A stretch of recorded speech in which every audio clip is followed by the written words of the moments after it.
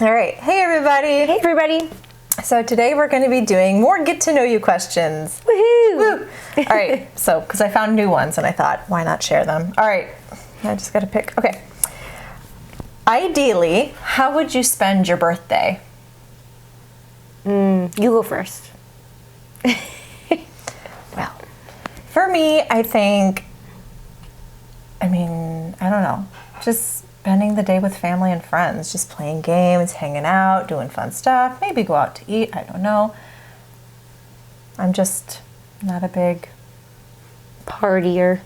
I mean, I like to party, but it has to be with the right people. And if it's a birthday, it's like, okay, let's make it more like close friends or, yeah.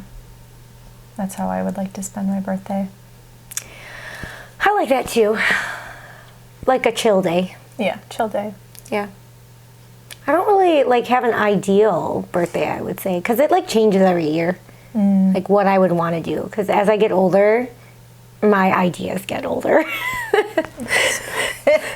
So like when I was younger, I was like roller skating or I don't know, bowling or crazy things like that. Right. And now I still like those things. Well, yeah. I'm more boring now. I'm getting to that point of being boring. All right. If you won the lottery, what would you do with the money?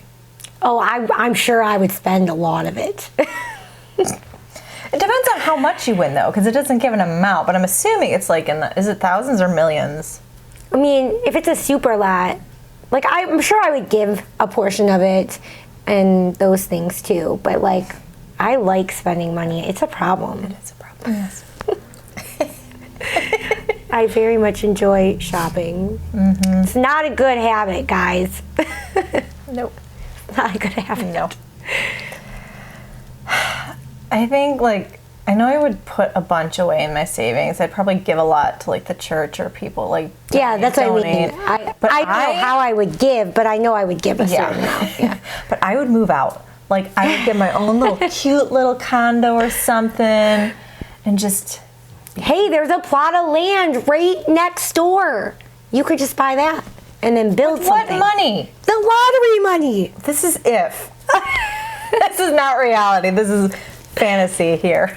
Okay, well, I'm just saying. I know. You know how many people I've tried to sell that plot of land to? Well, then I'd be farther away from my job right now.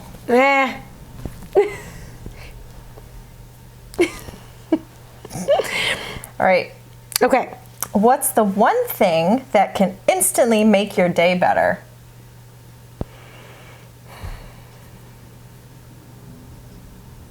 I think food. Food instantly makes my day better. I love food. I think for me, just my friends, hanging with my friends. Food, definitely.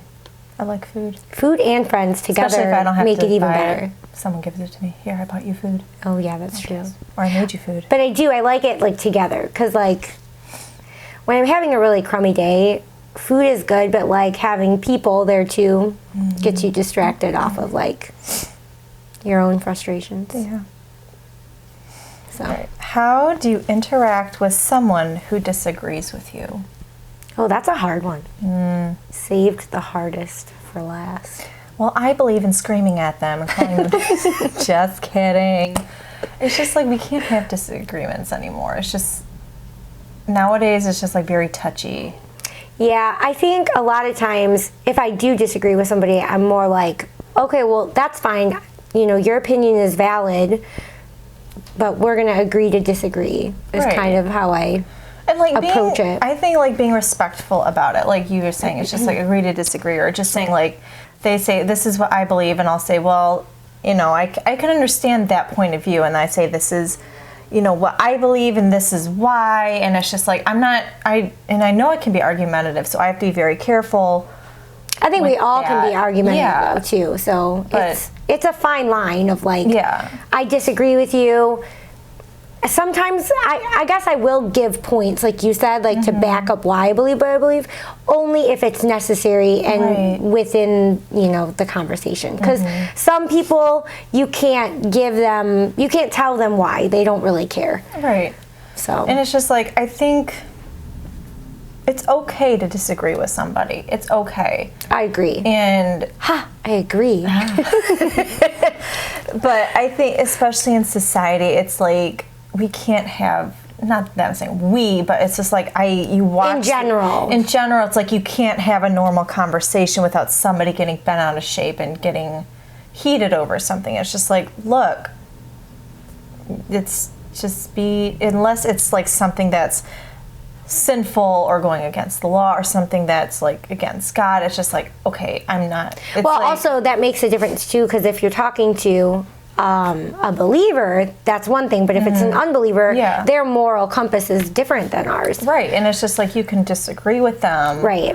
But it's just like, don't get into like beating the other person up or screaming at them. It doesn't have to turn into something bad. Yeah. And it's like, I know unbelievers, and it's just like I've known other unsaved people, and it's just like I do not agree with them on certain things, but it's just like I'm still treating them nicely. If they ask me a question, I'll answer them honestly. But I'm not looking for an argument. I'm looking for what I'm Yeah. I don't know. I know what you're saying. You're looking to offer your opinion because you're willing to listen to somebody else's. Right, and I think that's important, is just the willingness to listen. I agree. Totally. So was that the last one? How many did we do? 4? I think we did 4. Oh. We'll do one more. One more. One more. What is your definition of success? That's a hard one, too.